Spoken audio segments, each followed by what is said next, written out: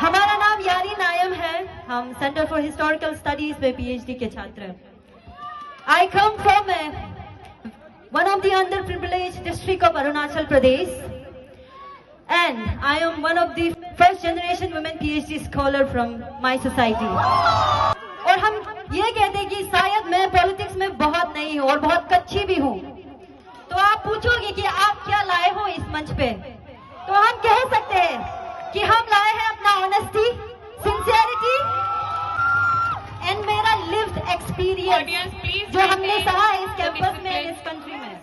लोग पूछते हैं कि आपको इतना करेज कहाँ से आया इस स्टेज पे खड़े होने को। हम बोलते हैं आपको इतना करेज कैसे आया इतने सारे एस्टैब्लिश पॉलिटिकल बॉडीज के अगेंस्ट में, जिसके पास इतना सारा सपोर्ट सिस्टम है। क्योंकि पोस्टर से लेकर राइटिंग से लेकर प्रिंटिंग तक हमने खुद किया है इस इलेक्शन में।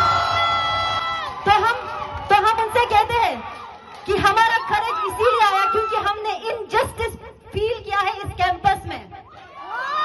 क्योंकि हमें पता है जब आपके साथ गलत होता है तो आपको कैसा फील होता है, और उसी एक्सपीरियंस को लेकर आज हम करें इस मंच पे।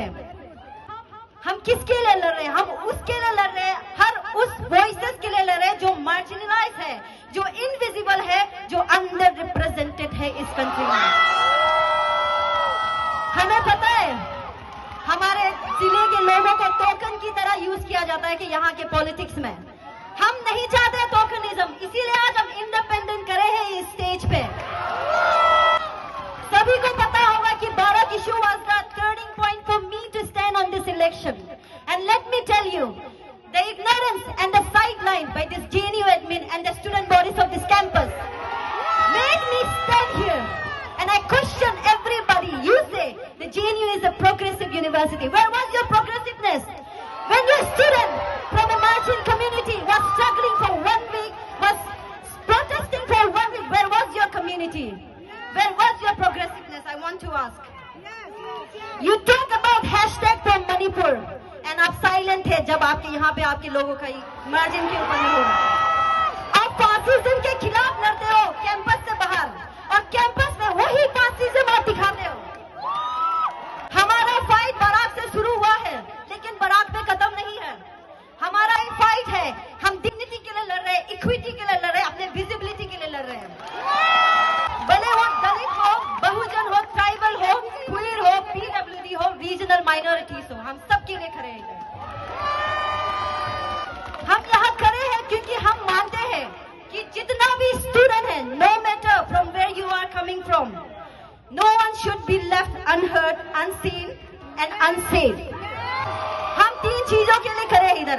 वॉइस नंबर 1, हम चाहते हैं कि आप जितना भी डिसीजन लो इस कैंपस में, आपको हर किसी वॉइसेस को सुनना चाहिए। आप अपना पार्टीजम इधर मत चलाइए।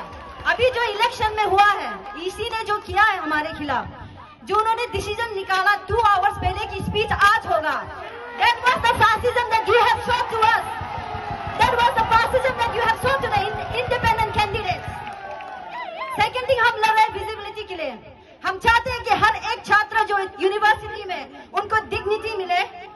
No more discrimination on the basis of language, dress, accent and the background. Last thing, हम लड़ रहे हैं एक्सेस के लिए। हम चाहते हैं ये कैंपस एक केयरिंग वाला कैंपस बने, जहाँ पे आपको मेंटल हेल्थ से लेकर, मेस फील्ड से लेकर, आपको physical, emotional, academic and financial struggles के लिए आपको हेल्प मिले। हमने नोटिस किया है कि ये कैंपस एक स्टेज बन चुका है, full of posters, hashtag and speeches, but no one is building the structure of dignity here. No one is working for a student. Everybody is talking about the things which are outside the campus, and nobody is caring about the student here. Before I end my speech, I want to tell you one of my personal experience. हमने अपने घर में बताया कि हम JNU का election खड़ा हो रहा है, एंड मेरे घर वाले बोले और मेरे सोसाइटी वाले बोले, तुम खड़े क्यों हो रहे हो? तुम तो जीतोगे नहीं। तुम्हें लगता है कि जो वहां पे लोग रहते हैं वो तुमको जीतने देगा? उन्होंने ये क्वेश्चन पूछा, मैंने उनसे कहा कि नहीं, जेएनयू में मैं जहां पढ़ती हूँ वो अलग है, वो कैंपस अलग है, यहाँ पे लोगों का वॉइस सुनना जाता है। तो before I end up my speech, I want to ask 4 simple questions to the JNU community. I want to ask number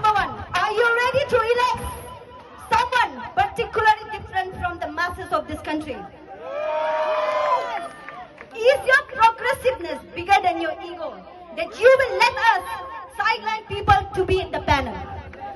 Is JNU ready in 2025 to have a leader who talks about student welfare